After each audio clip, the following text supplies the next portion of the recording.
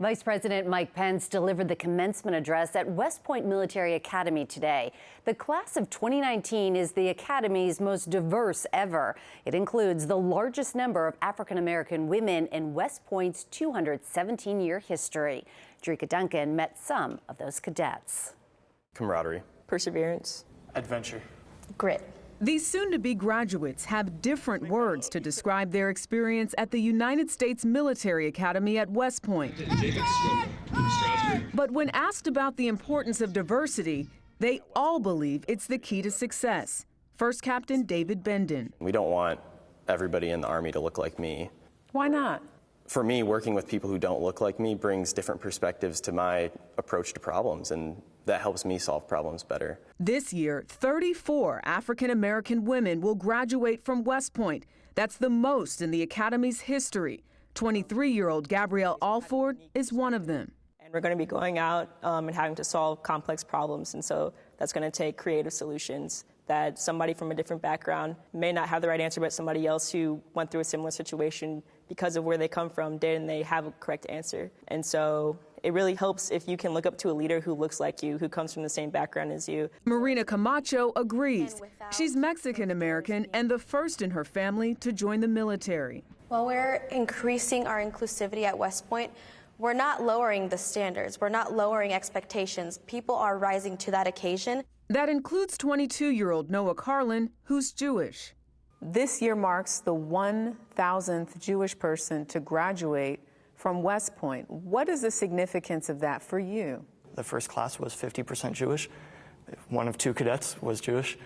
And ever since then... You like to quote that fact, don't you?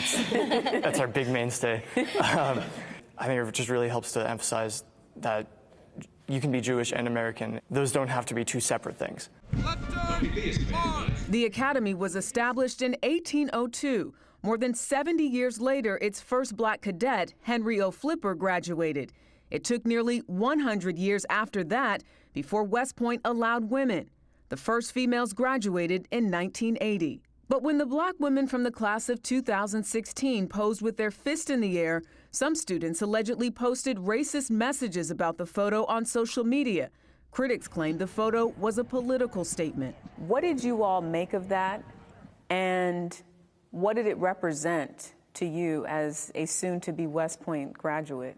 I thought that the photo was about pride and about unity, and a fist is a symbol of strength. And I thought it was extremely unfortunate that people decided to take it out of context. And that was the first thing that kind of changed my perception about West Point for the worse. So that was a difficult time for you. It was eye-opening. We talk a lot about character. We talk a lot about diversity and the importance of it. People can give the textbook answer about why diversity is important, about why women are included and women are equal. But then you go online and you see that's not really how everybody feels. For the young black girl that's watching at home and still wondering if she's good enough, if she can succeed at a place like West Point, what would you say to her? I would say that she absolutely can succeed. I was fortunate enough to have 33 other African-American women going through the same experiences as me. Whether it's your sexual orientation, your race, your gender, we're in a place today where you can always find somebody to help you, empathize with you, and pull you through. Any African-American female watching this right now at home absolutely has what it takes. If this is what she wants to do, her race would absolutely not be a barrier. That was Jericka Duncan reporting.